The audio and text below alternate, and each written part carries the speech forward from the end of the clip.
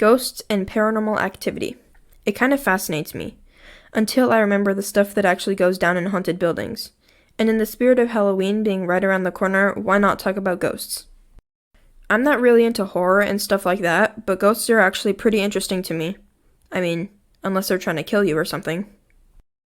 I think I was around 7 or 8 years old when my dad would tell my brother and I stories of his ghost encounters, so I'm kind of familiar with ghosts, but I've never really had an experience with ghosts myself. I don't really think that I believed my dad right away when he told us his stories. Like, you mean to tell me that there's some kind of spirit that exists and can even possess objects? Like, come on. But gradually, I just started to accept that ghosts exist. One of my dad's stories takes place when he was really young, maybe when he was 4 or 5 years old. At that time in upstate New York, he and his family lived in an old 2-story white house with black shutters surrounded by fields and farmland for miles. He and his family were going somewhere, but he forgot to get his coat and his mom told him to go back inside to get it. But little did he know that would be a huge mistake. He walked in, and as he was going up the stairs, he heard a woman's voice whisper his name. He was obviously startled, but he went up to get his coat anyway and hurried out of there. Can't imagine what I would do in that situation.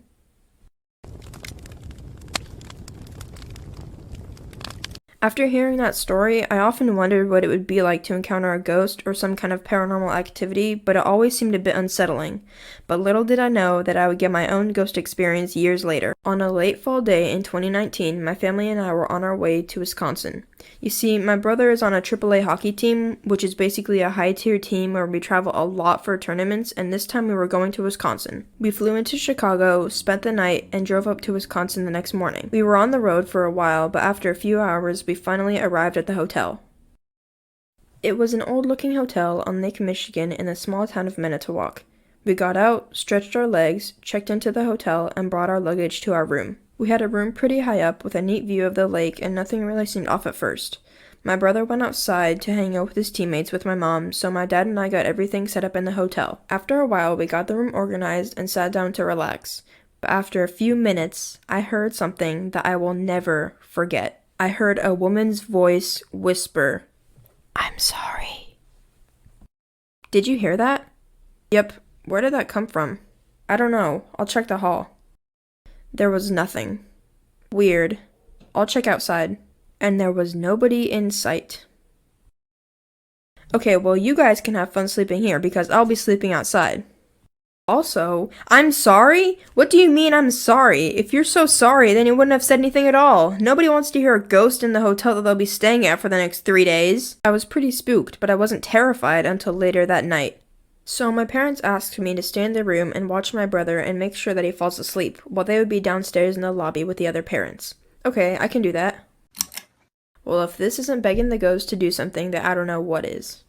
Yeah, so after I went to turn off the light after they went downstairs, it was pitch black.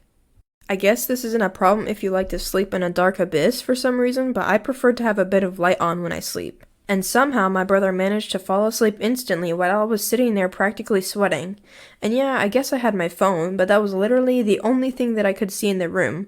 I think I even had to turn on the flashlight, which made me feel like I was in a freaking horror game or something. Every second I was getting more and more nervous, expecting a voice to speak or a light to turn on or an arm to fly across the room or something. And it didn't help that every few minutes the air conditioner would make a loud thud sound and jump scare me. It felt like an eternity passed, but my parents finally came back up to the room and soon after I fell asleep. Throughout the rest of the trip, I was really expecting to have another encounter, but thankfully I didn't. And after that trip, I was finally glad to be able to sleep in my own bed again. But every so often, I get a feeling that another ghost will reveal itself to me one day. Now, wasn't that interesting? Yeah, nothing too crazy, but that voice sure scared me in the moment. If you've ever had any ghost stories of your own, feel free to tell me in the comments. I'd love to hear them. Also, not to be all sappy and whatever, but thank you guys so much for all the support on my previous video. I honestly can't believe that I hit over 100 views in such a short amount of time, and thank you for all the comments that I got. It means a lot to me, and I will definitely keep making more videos. I hope you guys enjoyed this video, and don't forget to like, comment, and subscribe.